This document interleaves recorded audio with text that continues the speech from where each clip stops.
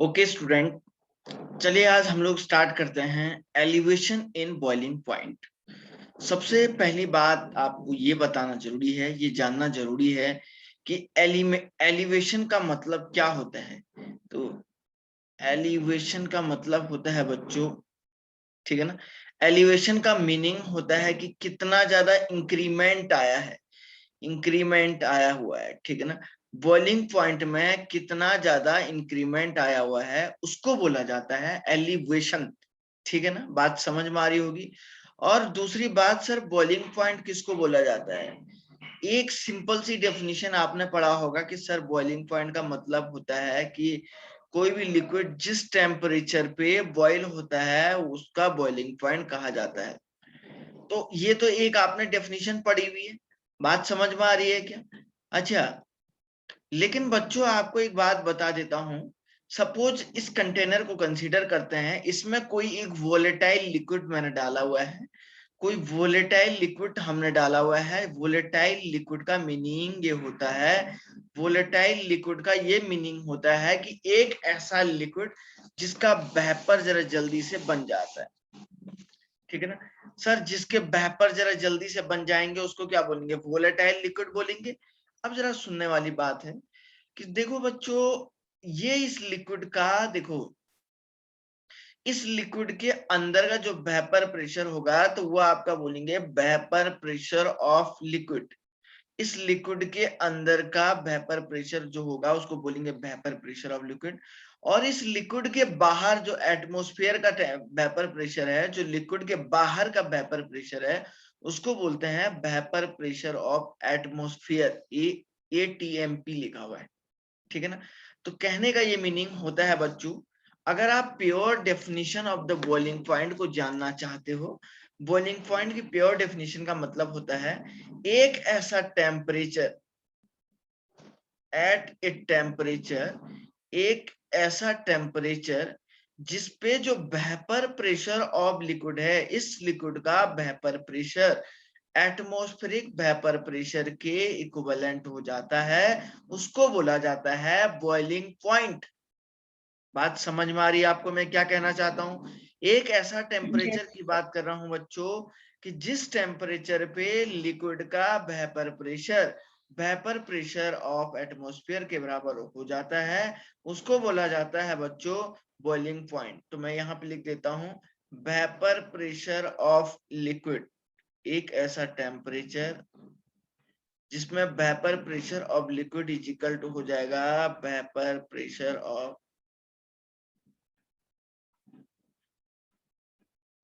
एक ऐसा टेम्परेचर जिसमें जो है vapour pressure of liquid equal to हो जाएगा वेपर प्रेशर ऑफ एटमॉस्फेयर। उस टेम्परेचर को बोला जाता है, उस टेम्परेचर को बच्चों बोला जाता है बॉइलिंग पॉइंट। क्या यहां तक आप लोगों को मेरी बात समझ में आई या नहीं आई, बोलो।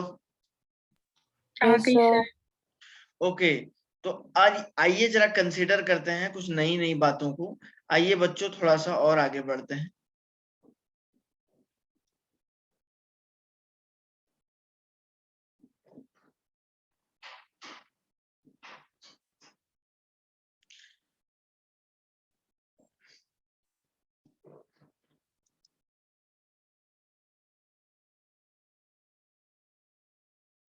ठीक है ना, तो आइए कुछ कंसीडर करते हैं, कुछ नई बातें इसमें जानने की कोशिश करते हैं।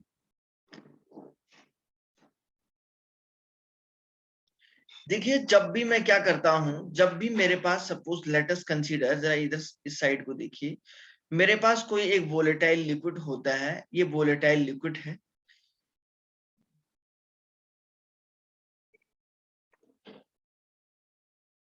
इसको हम लोग वोलेटाइल लिक्विड बोलते हैं। और वोलेटाइल लिक्विड का अपना कुछ वेपर प्रेशर होता है, वोलेटाइल लिक्विड का अपना कुछ वेपर प्रेशर होता है, होगा नहीं होगा बताओ भाई। होगा सर। अब मान के चलिए मैंने इसको बोला बच्चों इसका पी नॉट वेपर प्रेशर है, अब मैं इसमें कोई नॉन वोलेटाइल सॉल्यूट को ऐड कर देता हूं, ठीक है ना। अब नॉन वोलेटाइल सॉल्यूट को आपने कहा कि सर आपने, मान के चलिए आपने यहाँ पे इस तरीके से कोई एक नॉन वोलेटाइल सॉल्यूट को लिया हुआ है, non volatile like as urea, glucose, कुछ भी ले सकते हैं आप। और दूसरा कंटेनर आपने क्या लिया, सपोज यहाँ पे भी एक कोई यूरिया, ग्लूकोज, किसी का भी सॉल्यूशन ले लिया, ये नॉन वोलेटाइल होगा। और इसका जो वेपर प्रेशर है ये मैं लिख देता हूं, पी लिख देता हूं यहाँ पे। तो आप जानते हैं कि सर यहाँ पे P not is the greater than क्या हो जाएगा, पी होगा नहीं होगा? Yes sir. होगा। Yes sir. तो अब देखो नॉन वोलेटाइल और वोलेटाइल लिक्विड का जो वेपर प्रेशर होगा वो एट 25 डिग्री सेल्सियस पे होगा ही, ठीक है ना। और नॉन वोलेटाइल का इतना होगा। अब देखो वैसे तो आपको पता होना चाहिए बच्चों, देखिए आप ये एक ग्राफिकल रिप्रेजेंटेशन को समझते हैं, यहाँ पे एक ग्राफिकल रिप्रेजेंटेशन को समझते हैं।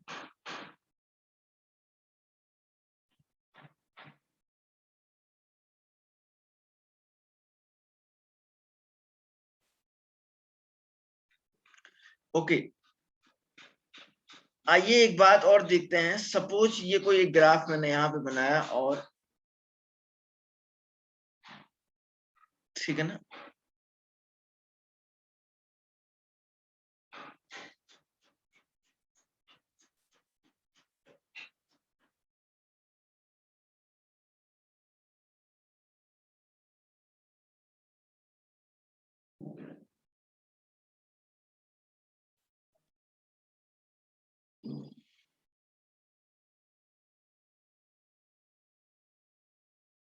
आइए बच्चों कुछ ऐसा जानते हैं, इसमें एक नई चीज जानने की कोशिश करते हैं।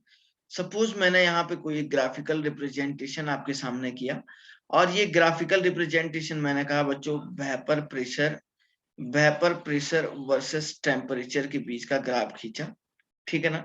देखिए, और इस पॉइंट को मैंने कह दिया कि बच्चों ये एटमॉस्फेरिक वेपर प्रेशर है, ये 760 mm ऑफ Hg ये वैल्यू है, ठीक है ना। मतलब यहाँ से जीरो से शुरू होगा, जीरो से शुरू हुआ, ऊपर बढ़ते बढ़ते यहाँ पे ये जो वेपर प्रेशर आया, ये जो वेपर प्रेशर है एटमॉस्फेरिक वेपर प्रेशर के इक्विवेलेंट आ गया। समझ में आई बात? अब मान के चलिए यहाँ पे धीरे धीरे रूम टेम्परेचर, यहाँ पे टेम्परेचर 0 डिग्री सेल्सियस है, यहाँ पे 5 डिग्री सेल्सियस है, और कहीं यहाँ पे आपका 25 डिग्री सेल्सियस आया रूम टेम्परेचर, ठीक है ना। अब देखिए किसी एक पॉइंट, तो जरा ध्यान से देखिए, इस वोलेटाइल सॉल्यूट का यहाँ पे रूम टेम्परेचर 25 डिग्री सेल्सियस पे है।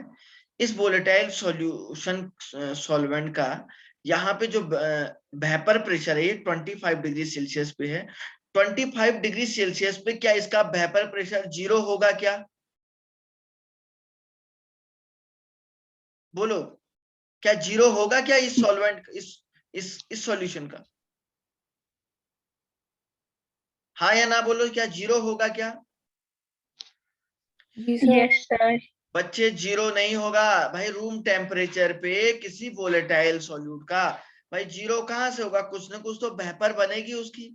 तो मान के चलिए यहां से मैंने कहा कि सर मान के चलिए इस पॉइंट तक यहाँ पे जो है इतना इसका वेपर प्रेशर है, तो मतलब यहाँ पे मान के चलिए यहाँ पे शुरू है इस लिक्विड का, ये लिक्विड ए है और ये लिक्विड बी है। तो मैंने कहा बच्चों कि यहाँ पे जो है इस लिक्विड का जो वेपर प्रेशर है वो यहाँ पे है 25 डिग्री सेल्सियस पे। अब धीरे धीरे आप इसके वेपर प्रेशर को बढ़ाओगे तो इसको क्या करोगे, टेम्परेचर दोगे। बोलो, टेम्परेचर दोगे। तो धीरे धीरे जैसे जैसे आपने टेम्परेचर दिया, तो सर यहाँ से जैसे जैसे टेम्परेचर बढ़ेगा और वेपर प्रेशर भी बढ़ता जाएगा बढ़ता जाएगा बढ़ता जाएगा, और एक ऐसा पॉइंट आ जाएगा जब वेपर प्रेशर धीरे धीरे बढ़ना शुरू किया। तो ध्यान से देखिए, जैसे ही आपने इस लिक्विड को क्या किया, धीरे धीरे गर्म किया, और गर्म करने से आप देख रहे हैं कि सर टेम्परेचर बढ़ जाएगा। टेम्परेचर बढ़ने से तुरंत धीरे धीरे क्या हो जाएगा बच्चों, वेपर प्रेशर भी बढ़ जाएगा। और एक ऐसा समय आएगा जब ये वाला जो इसका वेपर प्रेशर था, इस लिक्विड का वेपर प्रेशर टेम्परेचर को देने देते देते देते एक ऐसा पॉइंट आएगा जिस पॉइंट पे लिक्विड का vapour pressure atmospheric vapour pressure के बराबर हो जाएगा। उस पॉइंट को आप बॉइलिंग पॉइंट बोलोगे नहीं बोलोगे? बोलो रे। बोलेंगे सर। समझ में आई बात क्या?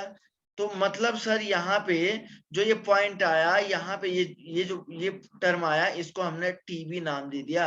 टीबी आपका क्या है, वोलेटाइल लिक्विड का बॉइलिंग पॉइंट हो गया। समझ में आ रही बात आपको? जी सर। अब देखो Yes, sir. किसी दूसरे पॉइंट, अब देखो नॉन वोलेटाइल सॉल्यूट का। अब नॉन वोलेटाइल सॉल्यूट का एट 25 डिग्री सेल्सियस पे, एट 25 डिग्री सेल्सियस पे वेपर प्रेशर कम होगा। मान के चलिए इस वाले का वेपर प्रेशर यहां से इतना है, तो हो सकता है इसका वेपर प्रेशर इतना होगा, यहाँ पे कम होगा, यहाँ पे बी वाले का कम होगा ऑलरेडी। क्यों, गलत तो नहीं कह रहा हूं ना? यहाँ से 25 डिग्री सेल्सियस पे कम ही होगा, बोलिए। Yes, sir. अब धीरे धीरे आप इसको क्या करोगे बच्चों, अब आपने क्या किया, इसको धीरे धीरे हीट किया। अब आप इसको ज्यादा से ज्यादा टेम्परेचर दोगे पहले वाले के कंपैरिजन में बॉईल करने के लिए। क्यों,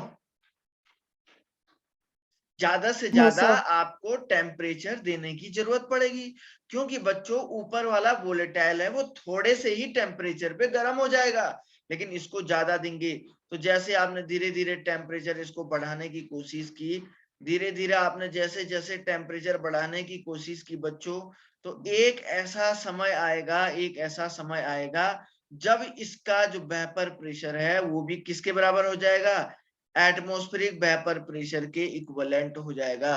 तो जिस पॉइंट पे ये इक्वल हो जाएगा, देखिए जिस पॉइंट पे ये एटमॉस्फेरिक वेपर प्रेशर के इक्विवेलेंट आ जाएगा, मैं इसको बोलूंगा, मैं इसको यहाँ पे एक नाम दे रहा हूं टीबी डैश, ठीक है ना, इसको मैं नाम दे रहा हूं टीबी जीरो, टीबी नॉट बोलो इसको। जिस पॉइंट पे ये वेपर प्रेशर मैंने आपको बताया बच्चों, ये जब वेपर प्रेशर है ये एटमॉस्फेरिक वेपर प्रेशर के इक्विवेलेंट आ जाएगा, इसको बोलते हैं टीबी नॉट। क्लियर हुई बात? यहां तक दिक्कत तो नहीं आई ना आप लोगों को? कोई दिक्कत तो नहीं आई आप No, लोगों को, sir. है ना? तो आप देख रहे हैं बच्चे, यहां से पहले बॉइलिंग पॉइंट इतना था, तो अब यहां से यहां तक का क्या हुआ, इंक्रीमेंट आया नहीं आया, चेंज आया नहीं आया? तो इसको मैं एक नाम दूंगा डेल्टा टीबी। तो ये जो डेल्टा टीबी है, यही जो डेल्टा टीबी है बच्चों, यही जो डेल्टा टीबी है, इसी को हम बोलते हैं एलिवेशन हुआ है। यही तो बॉइलिंग पॉइंट में एलिवेशन हुआ है, elevation in boiling point. Clear हो रही बात? तो सर जो डेल्टा टीबी की जो वैल्यू हो जाएगी, डेल्टा टीबी की जो वैल्यू हो जाएगी, वो टीबी नॉट माइनस टीबी के इक्विवेलेंट हो जाएगी, मतलब ज्यादा से कम के बराबर हो जाएगी। ज्यादा माइनस कम के बराबर होगी नहीं होगी, आप बताओ? अरे Yes, होगी या sir. नहीं होगी? क्या ये ग्राफिकल रिप्रेजेंटेशन आप लोगों को समझ में आ गया? बोले हाँ या ना? Yes, sir. ओके, अंशिका कुछ बात कहनी है तुझे? नहीं सर, आगे। ओके, इधर देखो, अब इधर देखो। अब सर एक बात बताइएगा, अब सर आप एक बात खुद से बताइएगा, क्वेश्चन में ये कहा गया है, आप बताइए जितना ज्यादा आप लोग क्या करोगे, जितना ज्यादा इसका कंसंट्रेशन बढ़ाओगे, इस सॉल्वेंट और सॉल्यूट का कंसंट्रेशन बढ़ाओगे, उतना ज्यादा इंक्रीमेंट आएगा नहीं आएगा? जितना ज्यादा आप नॉन वोलेटाइल सॉल्यूट लेंगे, उतना ज्यादा इंक्रीमेंट आएगा नहीं आएगा? बोलो, आएगा ना? जी सर। आएगा। तो delta TB is directly proportional to concentration. बोलो, अब कंसंट्रेशन क्या हो सकता है भाई? यहां देखो कंसंट्रेशन, तो या तो सर ये कंसंट्रेशन आपका,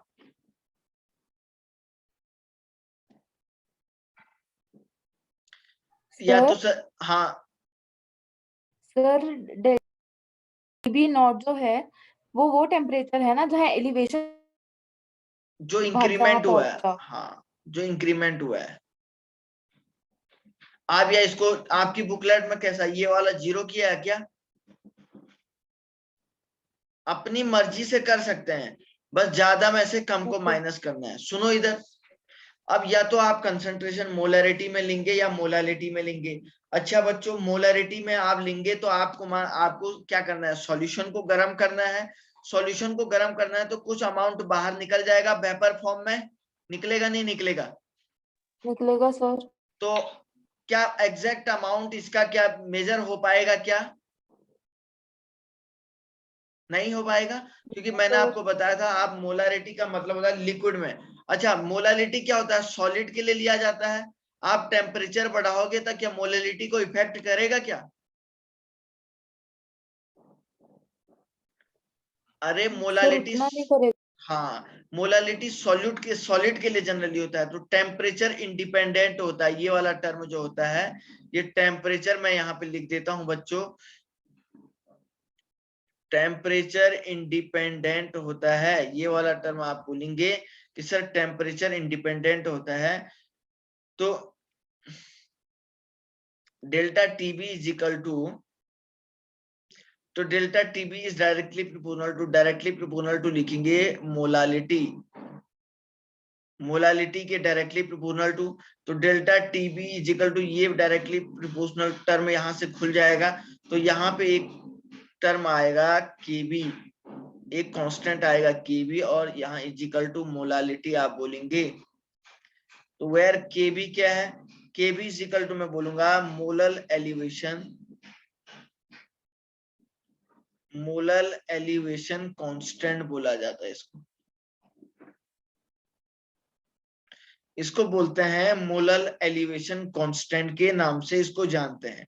ठीक है, अच्छा देखो बच्चों, मोलालिटी इज इक्वल टू क्या होती है, मोलालिटी इज इक्वल टू आप बोलेंगे sir molality is equal to होता है number of mole of solute divided by divided by आप क्या मास ऑफ बोलेंगे, सॉल्वेंट। हाँ मास ऑफ सॉल्वेंट।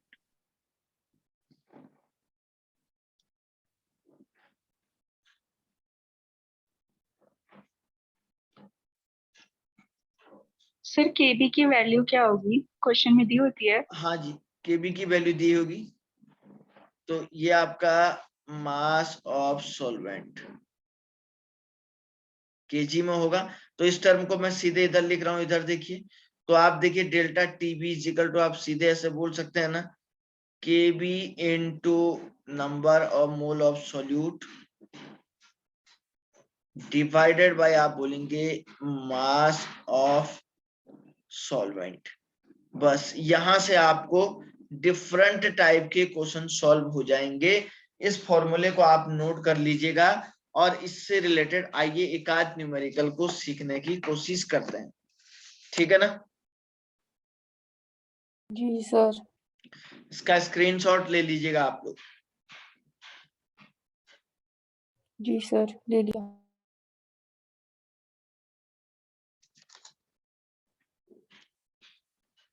ओके, हो गया क्या? Yes sir.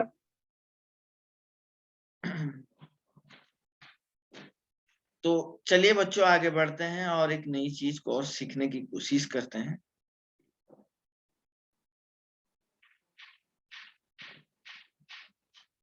आइए इसमें एक क्वेश्चन सॉल्व कर लेते हैं आपको।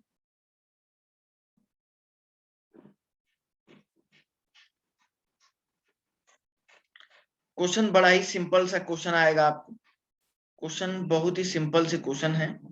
क्वेश्चन इज लाइक दिस, मैं यहाँ पे लिख देता हूं, ए solution containing 12.5 gram of, A solution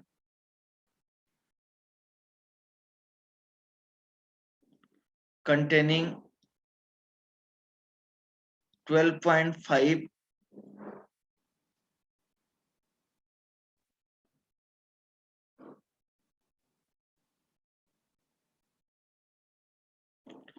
a solution containing 12.5 gram of a non-electrolyte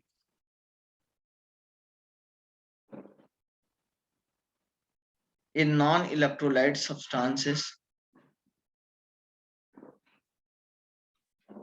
in 175 gram of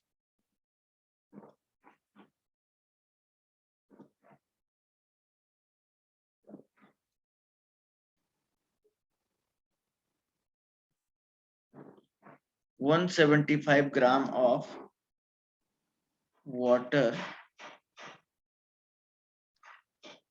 give boiling point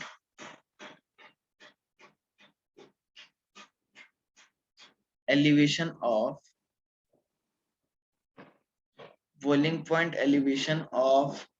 0.70 Kelvin. Calculate the molar mass of substance. Calculate the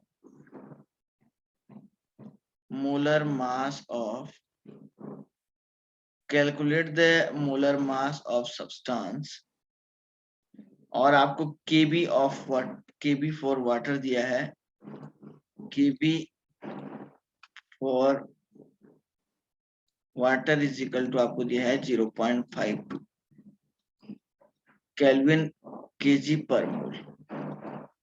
ठीक है ना। चलिए, तो क्वेश्चन कैसे करते हैं बच्चों, आप लोग जानते हैं वैसे भी। सर ये आपको क्या दिया है, W ऑफ सॉल्यूट दिया गया है।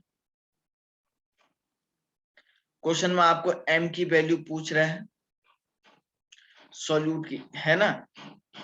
इन 75, तो ये आपका मास ऑफ सॉल्वेंट कितना दिया गया है, मास ऑफ सॉल्वेंट दिया गया है 175 ग्राम दिया गया है ना। और डेल्टा टीबी की वैल्यू ये दी है 0.70, और केबी भी आपको दिया गया है 0.52। तो फॉर्मूला क्या होगा, बहुत ही सिंपल सा फॉर्मूला है। क्वेश्चन में सर सारी की सारी वैल्यू दी गई है, सर क्वेश्चन में सारी की सारी वैल्यू बच्चों दी गई है। हमको delta TB is equal to कौन सा फॉर्मूला यूज करना है, केबी इंटू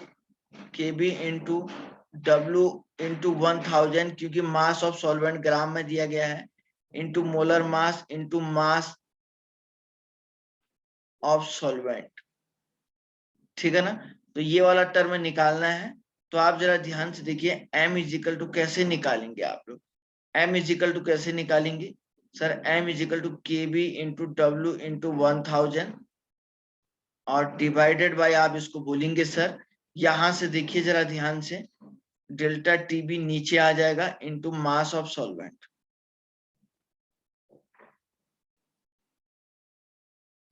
है ना। और इज इक्वल टू आप यहाँ पे क्या लिखोगे सर, केबी की वैल्यू कितनी होगी 0.52 इंटू डब्ल्यू की वैल्यू कितनी होगी 12.5 इंटू 1000 और डेल्टा टीबी 0.70 इंटू केबी की वैल्यू होगी, ठीक है ना। ओके, केबी रख दिया है। मास ऑफ सॉल्वेंट कितना है भाई, मास ऑफ सॉल्वेंट कितना है 175 ग्राम, है ना। कि ग्राम में थी ये वैल्यू तो हमने कन्वर्ट कर दिया, और कुछ इसमें बचा तो नहीं है ना। तो मोलर मास कितना हो जाएगा, ये सब आप कैलकुलेटर से जब कैलकुलेट करोगे 06 ग्राम पर मोल आ जाएगा आंसर। ये क्वेश्चन समझ में आया, इसका आंसर कैसे सॉल्व करते हैं, बोलिए सही यस और नो। यस सर, हो गया यस सर। सर। कर भी दिया था, वेरी गुड। ओके, जी।